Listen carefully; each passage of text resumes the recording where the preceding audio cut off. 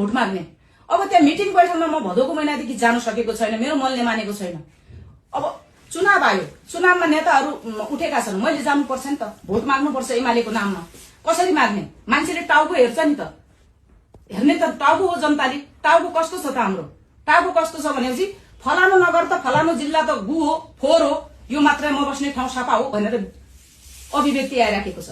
एउटा देश चलाउने राजनेताले त्यो जिल्ला गुया हो, फोहोर हो र मेरो बस्ने जिल्ला सफा हो भन्न मिल्यो? ऊ देशको प्रधानमन्त्री भएर त्यो जिल्ला किन बनाएन? उसले धनुषा जिल्ला महोत्तरी जिल्ला किन बनाएन? उसले किन दमक मात्र सफा देख्यो? त्यस्तो बोल्ने हो। अनि शोभा पाठक रात दिन गीत गाएकी गाएछ, मलाई यति पीडा छ भनेर उसको मुद्दै दर्ता नहुने। अनि हामी यो गर्छौं त्यो गर्छौं भन्ने गर्दै नगर्ने, 2 वर्ष कार्यकाल भन्दा माथि जानु हुँदैन भनेर निर्णय गर्यो, भोलिपल्ट त्यो निर्णय फेर्दिने। अनि 70 वर्ष भन्दा माथि हदम्यान लाग्यो, अब चाहिँ पार्टी नचलाउनु पाउने भन्ने निर्णय गर्यो। ठिकै भयो, सबले माने। त्यसपछि होइन 74 भएले अब मै हुनुपर्छ भन्ने। केन्द्रमा त्यस्तै, जिल्लामा त्यस्तै, जताततै त्यस्तै। त्यो भएको हुनाले न त बोली स्वभाव राम्रो छ, न त व्यवहार राम्रो छ, न त काम गराए राम्रो छ। होइन, कसैका काखका छोराहरू मरेका छन्, म दुःखका साथ भन्न चाहन्छु। कोख रित्तिएको छ कसैको, भगवान कोख रित्तिएको छ, छोराहरू मरेका छन्। ती मरेका छोरा मेरै हुन्, मरेको जनता मेरै हो। त्यो जनता नमर्नु पर्ने थियो, मर्यो, मेरो नेतृत्वमा मेरा पनि केही कमी कमजोरी छन् भनेर भन्नु पर्दैन? नेतृत्वले भन्नु पर्दैन?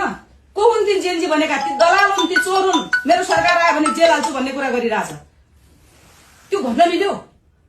अबको बाटो तपाईको कहाँ हो? त्यो भएको हुनाले मलाई ती सबै यावत कुराहरू चित्त बुझेन। म केही नगर्न सक्ने भए पनि, एउटा सानो जिल्लाकै नेता भए पनि, प्रदेशको नेता म भएको पनि, मैले नेताहरूका मुख थुन्न सक्दिनँ। मलाई त्यो धेरै कुरा मन परेन। धेरै कुरा बोलेको सुन्छु, सामाजिक सञ्जाल रात दिन हेर्छु, समाचार हेर्छु, जताततैबाट कहीँबाट चित्त बुझ्ने कुरा छैन र यहाँ काम गर्न सकिने अवस्था पनि छैन। समानुपातिक एकैछिन समानुपातिकमा एकचोटि समानुपातिकमा पाएको महिलाले अथवा पुरुषले दोबारा नपाउने भन्ने पार्टी केन्द्रको निर्णय हो भने मन परेको मान्छेलाई दोबारा समानुपातिकमा ल्याउने। अनि यो कञ्चनपुर जिल्लामा 4000 जना महिला छन् नेकपा एमालेमा। 4000 जना महिला खटिएर काम गर्छन्। उनी महिला होइनन्? एउटै महिलालाई दोबारा समानुपातिकमा दिने, किनकि ऊ महिला विशेष महिला भयो नि त पार्टीको। अरू महिला के हुन्? भोट दिने महिला मान्छे हैनन्? चुनावमा जाने झण्डा समात्ने महिला के हुन्? रात दिन खटिने महिला के हुन्? एकै महिलालाई दुई पटक समानुपातिक दिने अरू महिलाले के गर्ने हुन्? मलाई यो कुरा चित्त बुझेन। यो राजनीति गराए मन परेन।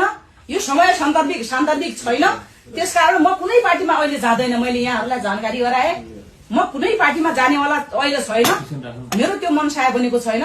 मैले मात्रै एमाले पार्टी परित्याग गरे र मेरा साथी जुन मेरो पछाडि लाग्थे, जुन मेरो उहाँ के अरे कुमार साई जिल्ला कमिटी सदस्य हो, उहाँ हरिश बोहरा नेकपा कालको जिल्ला कमिटी सदस्य हो, उहाँ के अरे नगर कमिटी सदस्य हो, उहाँ पनि नगर कमिटी सदस्य हो, उहाँ वडा कमिटी सदस्य हो। यी वडा कमिटी सदस्यहरू हुन् उहाँ साथीहरू हाम्रा।